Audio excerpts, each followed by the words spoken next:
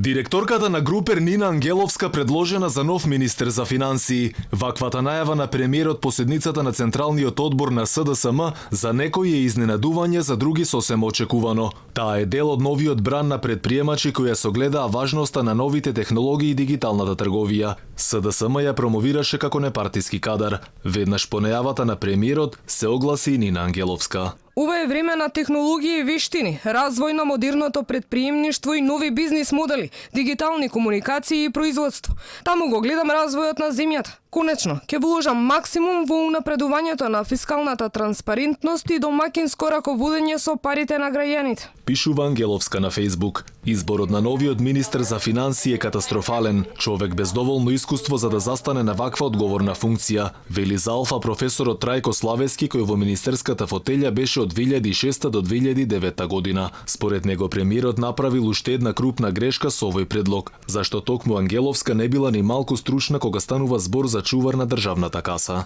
Очекував лично премиерот Заев да ја исправи грешката која што ја направи во Чекори со или по дењето на порнешниот министер за финансии Тевдовски, но ова за мене навистина е неразбирливо, затоа што предлогот за госпоѓата Нина Ангелевска не е адекватен од причина што ниту нејзиното образование, ниту нејзиното работно искуство одговараат за една ваква функција.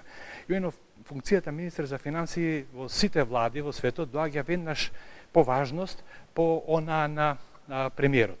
Зошто го велам ова? Ова го велам затоа што господјата Нина Ангелевска не избрала или немала предмети од она што е сега предмет на работа или преокупација во Министерството за финансии, например макроекономија, јавни финансии, монетарна економија и така натаму. Таа е тука табула раса. Славески вели дека Ангеловска нема да може да одговори на оваа министерска функција во исклучително тежок ресор, зашто нејзиното образование, но искуство со Групер биле далеко од познавањето на макроекономските политики. Мене ме загрижува тоа што не сум слушнал, не сум прочитал ниту еден став по ниту едно важно економско или макроекономско прашање кое што е од интерес на економијата на Република Македонија. Ова е прв случај во досегашната историја на назначување на министри за финансии да имаме тотална непознаница. Значи не е ова функција за која што некому треба да му се даде шанса. Премногу е сериозна работата и од причина што, како што јавноста веројатно знае,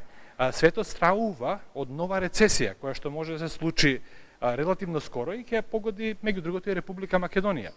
Затоа треба она што се нарекува сигурни раце. Алфа го побари екс-министерот за финансии Драган Тевдовски на економскиот факултет во Скопје.